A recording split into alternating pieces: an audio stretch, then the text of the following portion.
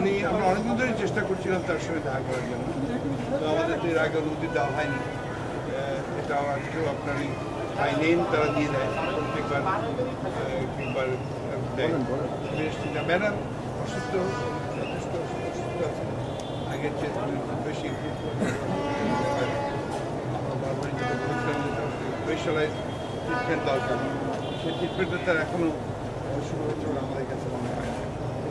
এখনো অসুস্থ, বেশ অসুস্থ, অত্যন্ত অসুস্থ, খেতে পারছেন না এখনো, এখনো তিনি পা করতে পারেন না, পা হাত এখন সেই আগের মধ্যে হয়ে গেছে, হাতটাও কাজ করতে পারছেন না।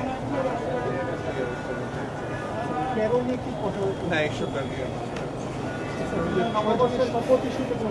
এগুলো কিছুই আলোচনা হয়নি। আমরা তো চিকিৎসার ব্যাপারে এসেছিলাম, চিকিৎসার ব্যাপারে আবার নতুন করে কোনো উন্নত চিকিৎসার জন্য সেটা সবসময় বলে আসছে। আমরা তো চিকিৎসার জন্য বিশেষায়িত হাসপাতালে তার পছন্দ মতো চিকিৎসককে দিয়ে তার চিকিৎসা করা।